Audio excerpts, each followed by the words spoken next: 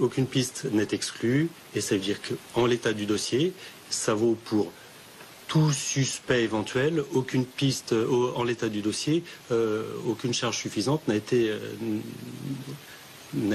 réunie, enfin aucune des charges suffisantes n'ont pas été réunies contre les personnes gardées à vue. Et je le dis, c'est en l'état. C'est à proximité de ce café situé dans le 5e arrondissement que l'agression a eu lieu.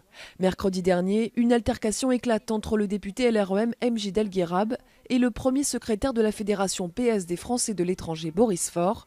Le ton monte, puis pour une raison encore floue, MJ Delguerab assène 2 violents coups de casque à son collègue qui tombe par terre. Inconscient, ce dernier est conduit à l'hôpital. L'avocat de MJ Delguerab affirme que son client regrette ce coup de sang et ses conséquences.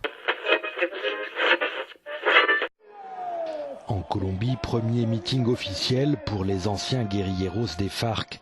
C'est la conséquence directe de l'accord de paix signé en 2016.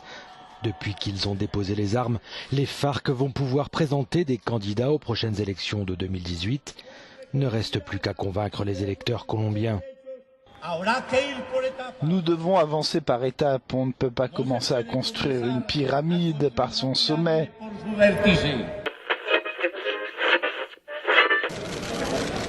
23 titres du Grand Chelem à son actif et désormais maman d'une petite fille. La championne de tennis Serena Williams a accouché ce vendredi de son premier enfant. Absente depuis sa victoire à l'Open d'Australie, la joueuse a annoncé qu'elle sera de retour sur les courts de tennis dès janvier 2018.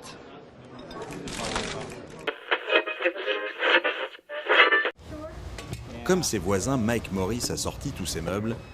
Une fois l'expert passé, il les jettera dans la benne fournie par son assureur. Sa maison, dans laquelle il vit depuis 1986, est promise à la destruction et il espère obtenir la moitié de sa valeur, un privilège dû à son salaire d'avocat. Mon assurance contre les inondations me coûte 1 600 $ par an, mais il y a des endroits qui ont déjà été inondés et qui sont en contrebas. Et j'ai entendu dire que les gens là-bas doivent payer 6 000 $ par an.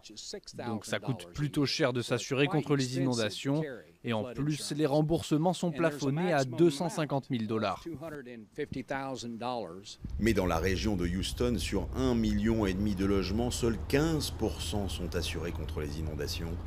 Ce n'est pas le cas de Raúl Torres, qui a perdu 6 membres de sa famille noyés dans leur camionnette. Une histoire qui a ému toute l'Amérique. Et sa maison a été gravement endommagée. C'est dur de s'assurer contre les inondations ici à Houston, donc je n'ai pas pris de contrat. Du coup, je suis obligé de réparer moi-même ma maison. Mais le propriétaire ne me fait pas payer le loyer jusqu'à la fin des travaux.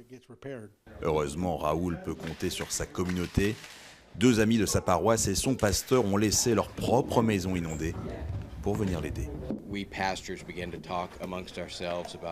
Entre pasteurs, on a cherché à savoir quelle paroisse pourrait servir d'abri pour les réfugiés, quelle paroisse pourrait servir de point de distribution de nourriture, d'eau et de vêtements, et quel paroissien pourrait aider à nettoyer les maisons comme celle-ci. Dans son malheur, Raoul a encore un peu de chance, il va pouvoir conserver sa maison, ce qui ne sera pas le cas de ses voisins ici, mais aussi de milliers d'habitants de Houston qui vont devoir détruire leur domicile.